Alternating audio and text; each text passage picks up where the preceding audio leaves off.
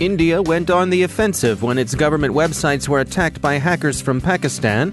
Rob Joyce, senior advisor for cybersecurity strategy to the director of the U.S. National Security Agency, discusses trends in cyber conflict. A Chinese cyber espionage group hacks for maritime technologies. Facebook lets people look you up by your two-factor authentication phone number. And Google researchers disclose a vulnerability in Mac OS.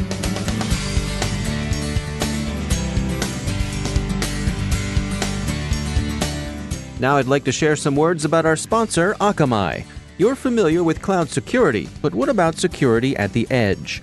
With the world's only intelligent edge platform, Akamai stops attacks at the edge before they reach your apps, infrastructure, and people.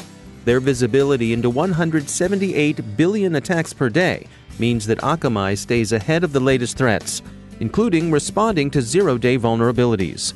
With 24/7 365 Security Operations Center support around the globe and over 300 security experts in-house, Akamai surrounds and protects your users wherever they are, at the core, in the cloud, or at the edge.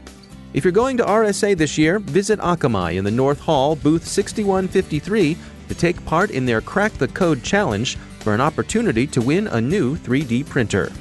Akamai, intelligent security starts at the edge. Learn more at Akamai, that's akamai.com/security. And we thank Akamai for sponsoring our show.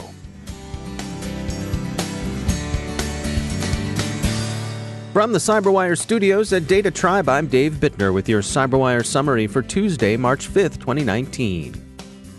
India used offensive measures to counter hackers from Pakistan, who attacked more than 90 Indian government websites in the hours after the Pulwama suicide attack last month, senior security officials told the Hindustan Times. The officials didn't give details on the operation or disclose which agency was behind it, but a cybersecurity advisor to the government says the counterattacks, quote, did help India get a grip of the situation, end quote. Times Now points out that Indian hacktivists attacked more than 200 Pakistan government websites in the days following the Pulwama attack, although it's unclear if this campaign was related to the government's operation. One interesting detail is the fact that the cyber attacks against India originated from Bangladesh, India's friendly neighbor. One of the officials says, however, that the coordinated manner in which the attacks were carried out and the use of facilities in Bangladesh leaves us with no doubt about the nature of the attack. The officials added that after the attacks from Pakistan failed, the hackers began spreading disinformation on social media. This morning at RSA Conference, we attended a breakfast sponsored by Maryland's Department of Commerce. Their speaker was Rob Joyce, who currently serves as senior advisor for cybersecurity strategy to the director of the U.S. National Security Agency. Joyce outlined a shift in cyber attacks. They've moved from theft of secrets, cyber espionage, toward becoming a means of imposing national will. We saw this clearly, he argued, in the NotPetya incident that did so much to disrupt commerce globally. Joyce sees four trends in cyber conflict. First, high-end threat activity has become more sophisticated. Second, the level of expertise needed to operate as a significant threat has been declining. These first two trends might seem to be in tension with one another, but in fact they represent complementary tendencies. As threat actors become better at their craft, their tools become easier to use, effectively becoming commodities. He didn't use this analogy, but he might have. The gun is a more sophisticated weapon than a sword, but the gun also made it easier for the poorly trained to be even more lethal than the highly skilled, carefully trained swordsman. Something similar to this is happening in cyberspace. Third, Joyce argued, we're seeing cyber conflict move from exploitation to disruption, and here again, NotPetya provides a good example of that progression. And fourth, and finally, Joyce sees the growing application of information operations that are leveraging what he called a cyber gray space. Thus, an attacker might compromise emails, but do so with a view to using their contents in the service of a larger attempt to persuade and influence a target. He argued that to survive in this emerging world, we need to build on a sound, solid foundation of the basics. We need to get and stay good at cyber hygiene, sound configuration, effective patching, those sorts of things. and laying this kind of foundation is, in his view, a long-term investment that requires coordinated investment in education and training. He concluded with a discussion of coming inflection points. The development and adoption of the smartphone a little more than 10 years ago was one such inflection point. It was essentially a triumph of integration, and it enabled the growth of industries and ways of life that few people expected or anticipated. He thinks that the fielding of 5G networks in the near future will represent a similar inflection point. 5G's higher density, greater speed, and lower latency will make things possible that we don't yet, because we cannot, fully envision. In response to a question about offensive cyber operations, Joyce said that in his view, offensive cyber operations are and must remain an inherently governmental responsibility. Their ramifications and possible consequences are simply too serious to open to private actors. Talk of letters of marque and reprisal is, in his view, idle. He did note that the U.S. government has now taken what he calls a more proactive, aggressive stance with its doctrine of continuous engagement. We are now willing to introduce some friction into the adversary's operations, and we've shown the ability to do so. Controlling data access in your organization, who has access to what, can be a persistent challenge, and as companies move more of their resources to the cloud, the complexity can get out of hand. Balaji Parimi is CEO and co-founder of CloudKnox, and he makes the case for moving away from traditional role-based access control and toward adopting activity-based authorization. Traditionally, authorization and authentication are two different things. Role-based access control mechanism has been created with the advent of LDAP in the early 90s. But that was created for convenience purposes, and at that point, the infrastructure was completely different. Everything was static, everything was physical. The automation was nowhere near what it is today. So once authentication is centralized, you know who can get in. But once the person gets in, what can that person do is completely managed by authorization. That's been working great for some time. But when it comes to cloud computing, there are a lot more risks and a lot more inherent things that make this approach very risky. Like, for example, in the traditional world, if you're not looking at cloud computing or virtualization for that matter, you're basically looking at managing a physical server, like a Windows machine or a Linux machine or a Unix machine. And if something happens there, the damage is confined to just that one machine. Whereas in cloud, you are looking at every aspect of the entire infrastructure that powers all applications within the company. You have compute, storage, networking, everything. And this cloud is the foundation for all the applications of the company. 15 years ago, if somebody had to deploy an application, it would take literally months. Now it will take literally few minutes. And even if you have one identity managing that, cloud has all kinds of resources, storage resources, compute resources, network resources. If you look at the combinations of how many combinations an identity can use all these different functions, that number could grow into millions. So it is almost impossible to manage this manually. So which means an identity, if the identity's credentials are compromised, entire company could go out of business. A simple accident can cause a lot more damage. Explain to me, what are we talking about when we're saying we're giving access based on activity rather than roles? If you keep track of every activity, every change that happens, create, update, or delete, and with proper accounting and attribution to which identity has actually done that, you establish a pattern of this identity is using these 10 privileges on these 5 resources. Another identity, like John, is using these 50 privileges on these 1,000 resources. Craig is using these 20 privileges on these 50 resources. Now, once you create a pattern of the usage based on the activity of each and every identity, you could provision exactly the privileges that they need in order to do their day-to-day jobs. And they won't see any hindrance to their productivity, because whatever they have been doing, they could continue to do. And if they have to do something new, they can go through their own normal approval process in order to get those extra privileges. So on one hand, you reduce the risk significantly while preserving what they need in order to do their day-to-day operations. And if they need anything, they can get them through their formal approval process. When you're provisioning someone for this type of system, is there a training period? Is the system keeping an eye on what they're doing and learning? How do you get them set up at the outset? On day one, we look at all the historical data. If the enterprise maintains the history forever, we have the history of everything.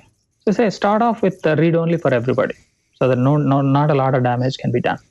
As they need to do more and more, like create, destroy, update, let them self-grant those kinds of privileges. And then over a period of 90 days, you have a pattern. Once you have that pattern established within 90 days, you could use that pattern as a set of privileges that each and every identity needs in order to do their jobs. And you can expand it to 120 or 30 days or 60 days or whatever the time period. So basically the idea is look at what they've been doing, and based on what they need, provide them just enough privileges. That's Balaji Parimi. He is founder and CEO of CloudKnox. FireEye published details on the suspected Chinese cyber espionage actor they're calling APT-40. The threat actor's activity has previously been attributed to two separate groups known as Periscope and Jumper. FireEye noted in July of last year that there was significant overlap between the two groups, and it's now decided to merge them under the same term. FireEye states with moderate confidence that APT-40 is sponsored by the Chinese state based on a number of technical clues, as well as the fact that the group's targeting falls in line with Chinese state interests. The group targets the engineering, transportation, and defense industries, as well as universities, in search of maritime technologies that could be used to build up China's naval capabilities. The group has also been observed influencing elections and focusing on other political goals in support of China's Belt and Road Initiative. Last year, FireEye observed the group, then known as Periscope, compromising targets related to Cambodia's elections. APT-40's hacking techniques involve web server compromise, phishing operations, and strategic web compromise. They also use a variety of publicly available and custom-made malware to establish footholds, escalate privileges, and exfiltrate information. Facebook is, again, facing criticism after users realized that the phone number they provided for two-factor authentication could be used to look up their profiles. Users also can't opt out of this feature. The default setting for the lookup feature is set to everyone, and it can only be restricted down to friends. Facebook's former CSO Alex Stamos tweeted that, quote, "This isn't a mistake now, this is clearly an intentional product choice," end quote. Last year, Facebook admitted that it was using phone numbers provided for 2FA to carry out targeted advertising. Researchers from Google's Project Zero publicly disclosed a zero-day privilege escalation vulnerability in macOS after Apple missed Google's 90-day deadline to release a patch.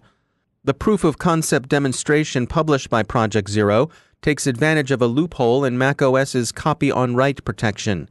Copy-on-write protects data being used by multiple processes by requiring each process to make a copy of the data before making changes to it.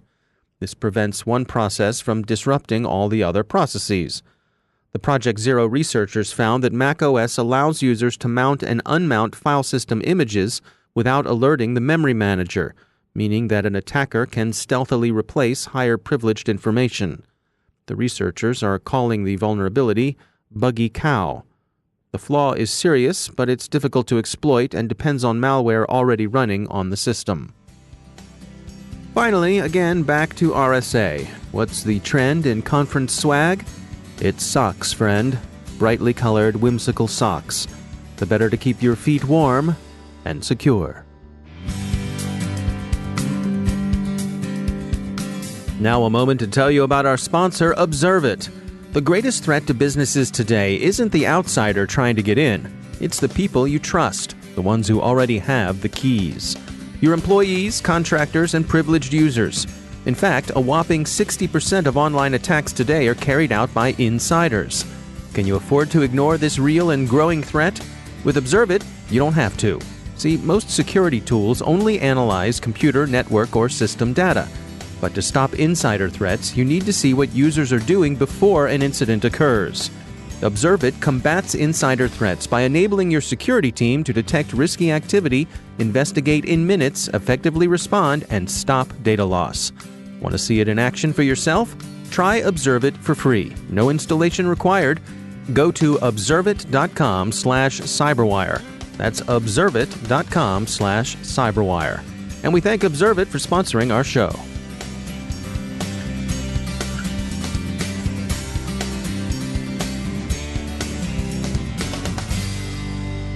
And joining me is our CyberWire editor, John Petrik. John is out at RSA Conference. He is joining the masses who are out there taking in everything. And John, we wanted to start off today by talking about the RSA Innovation Sandbox. What were the results from this annual competition? Well, the results were that they did this year, as they began the practice last year, of offering two finalists and then announcing the second one in a reveal that has a little bit of suspense. So the two finalists were Duality Technologies. They're specialists in homomorphic encryption, in technologies that enable you to work on data without decrypting it. And then a company called Axionis, which offers an asset management solution. And the winner, as it turned out, was Axionis, which is an interesting choice because, as Axionis themselves said in their pitch, that they work on the unsexiest problem in cybersecurity, which is asset management. But the panel of judges found that a sufficiently interesting product and solution warrant selecting them as the winner of the sandbox. So it is Axionis that won this year. The judges commented in their remarks at the end, explaining their choice, that Axionis was interesting to them because they're solving a problem that has been around for decades. And the CISOs on the panel said that they really succeed in addressing a pain point that enterprise security managers have had for a long time. They never can get a straight answer about their assets. If you ask someone, how many assets have you got? The answer will range, well, we have between 3,000 and 100,000, which is to say we don't have any idea whatsoever of how many assets we have. So that was the winner yesterday. Were there any common threads that you saw in terms of the variety of companies who are competing this year? Yes, that Dr. Hugh Thompson, who was the MC, the impresario this year, as he has been for many years now, began by having a little quick fireside chat back and forth with one of the judges, an RSA veteran, Nilu Howe.